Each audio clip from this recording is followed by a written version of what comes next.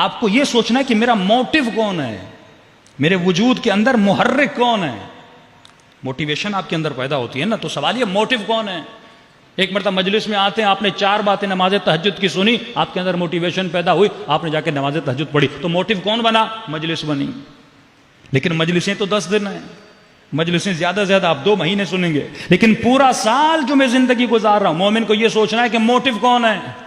تو آپ کا موٹیو اگر نفس ہے تو نفس کن چیزوں کے ذریعے سے موٹیویشن کرتا ہے، اس کے ٹولز کیا ہیں، اس کے ابزار کیا ہیں، وہ کن ذرائع کے ذریعے سے موٹیویشن کرتا ہے. تو آج اس زمانے میں سب سے بڑا ذریعہ جو نفس کی موٹیویشن کا ہے وہ کون سا ہے؟ وہ ٹی وی ہے، وہ میڈیا ہے، وہ موبائل ہے.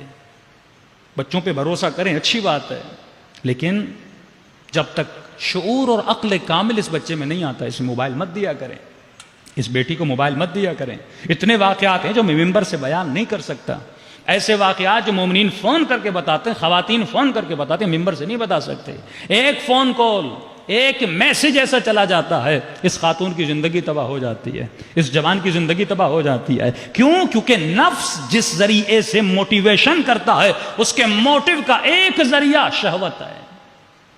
یہ پورا سسٹم ظلم اور دجالیت جو چل رہا ہے، اس کا موٹیو کیا ہے؟ شہوت ہے. اس نے ہر چیز میں خاتون کو لا کر کیوں کھڑا کیا ہے؟ فلموں کا موٹیو کون ہے؟ انٹرٹینمنٹ میں موٹیو کون ہے؟ ان کے سانگز میں، ان کی ڈانس میں موٹیو کون ہے؟ کیونکہ ان کو پتا ہے کہ اس جوان کے وجود میں شہوت ہے، یہ جوانی کے عالم میں ہے. 15 سال سے لے کر 25 سال 27 سال تک اس کے وجود میں شہوت بھڑک رہی ہے، لہٰذا وہ اسی چیز کو استعمال کرتا ہے اور اس جوان کو گمراہی کے راستے پر لے جاتا ہے. اب باپ کو کیا پتا کہ بیٹا رات کو کمرے میں موبائل پہ کیا کر رہا ہے؟ والد کو کیا پتا؟ اب کس ذریعے سے یہ جوانوں کو گمراہ کرتے ہیں؟ اس کے ٹولز ہیں. ٹولز بنا ٹی وی. سب سے پہلے یہ ٹی وی جس چیز پر اٹیک کرتا ہے، میڈیا والوں کو پتا ہے کہ اگر ہم نے لوگوں کے مذہب کو چھوڑا تو جھگڑے ہو جائیں گے، تو وہ کبھی بھی آپ کے مذہب کو نہیں چھیڑیں گے. بریلویوں کو چھیڑ لیں گے، بریلوی مولوی بولنا شروع ہو جائیں گے. شیعوں کے اوپر کچھ بول دیا، مثلا امام موسیٰ کاظم کا واقعہ، آپ یہ واقعات پاکستان میں تھوڑے تھوڑے ہو رہے ہیں، تو آپ دیکھیں پورے شیعہ بھڑک جاتے ہیں، جلوس نکلنا شروع ہو جاتے ہیں، اسٹیٹمنٹ دینا ہم شروع ہو جاتے ہیں. تو میڈیا اور دنیا کو، ویسٹرن ورلڈ کو پتا ہے رسول خدا کا ایک خاکہ بنایا، لوگ روڈوں پہ نکل آئے.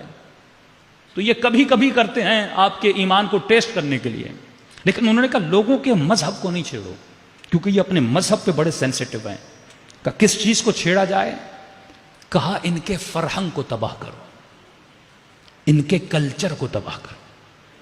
کلچر جیسے تباہ ہوگا، کیونکہ جب انسان کلچر لیس ہو جائے، اس کا کلچر ویسٹرنائز ہو جائے، تو آٹومیٹیکلی یہ کیا ہو جاتا ہے؟ بے دین ہو جاتا ہے. اب اسلام آباد یا بڑے شہروں میں آپ چلے جائیے، لبنان وغیرہ دوسری جگہ پہ خاتون دیکھیں گے، اس نے اسکارف بھی پہنا ہوا ہے، لیکن اس نے اوپر سے ٹائٹ شرٹ اور نیچے سے ٹائٹ جینز پہنی ہوئی ہے.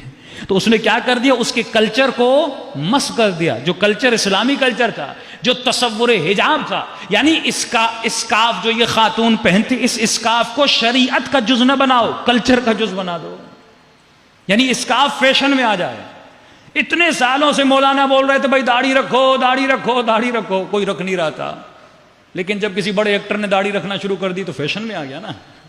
اب جب فیشن آ گیا، ہر کوئی رکھ رہا ہے، اور خوش بھی ہو رہا ہے کہ فیشن کا فیشن بن گیا، مذہب کا مذہب بن گیا. تو ایسی داڑھی پہ اہل بیت لعنت بھیجتے ہیں جو اللہ کے لیے نہ ہو، کسی ایکٹر کے لیے رکھی جائے. ہاں، کلچر مت بناؤ دین کو. وہ کلچر کے ذریعے سے وارد ہوتے ہیں، تمہاری نسلوں کو تباہ و برباد کر دیتے ہیں، بچیوں کے حیا کو تباہ و برباد کر دیتے ہیں، جوانوں کی غیرت کو تباہ و برباد کر دیتے ہیں. کہ میں نے کئی سال پہلے آپ کو مثال دی تھی کہ ایک آئی کانٹیکٹ کا جو تصور یونیورسٹیز میں، مختلف بچے جو یونیورسٹی میں پڑھتے ہیں کہ بیٹا کانفیڈنس پیدا کرنا ہے تو آئی کانٹیکٹ ہونا چاہیے. اب ظاہر ہے کو ایجوکیشن ہے، بچہ بچیاں ساتھ پڑھ رہے ہیں، آپ کی بیٹی بھی وہاں ہے، آپ کے بچے بھی وہاں ہیں. اب جب وہ کانفرنس دیتے ہیں وہاں پہ تو آئی کانٹیکٹ ہونا چاہیے. جیسے میں خطیب ہوں تو خطیب کے لیے خطابت کا تقاضا ہے کہ اس کا آئی کانٹیکٹ ہو. میں آج چھت کو دے کے پڑھوں تو آپ کی طرف توجہ نہیں رہے گی. تو وہ خطیب جو آئی کانٹیکٹ نہیں کرتا اس میں کانفیڈنس نہیں ہوتا. یہ خطابت کا فن ہے. لیکن اگر یہ کہا جائے کہ تمہیں اگر کانفرنس دینی ہے تو آئی کانٹیکٹ کا ہونا ضروری ہے، اس کا مطلب یہ بچہ جب بات کر رہا ہے تو سامنے ایک بچی اس کی کولیگ کھڑی ہوئی ہے تو یہ آپس میں کیا کریں؟ آئی کانٹیکٹ کریں. تو یہ خاتون فون کرتی ہے مولانا میں کروں تو کیا کروں؟ ٹیچر نے پابند کیا کہ میں بات کرتی ہوں، نظروں کو جھکا کے بات کرتی ہوں، کتنی تمہارے اندر کانفیڈنس نہیں ہے. تو ایسی چیزیں لائی جاتی ہیں تاکہ جوانوں کے حیا کو کیا کیا جائے؟ ختم کر دیا جائے.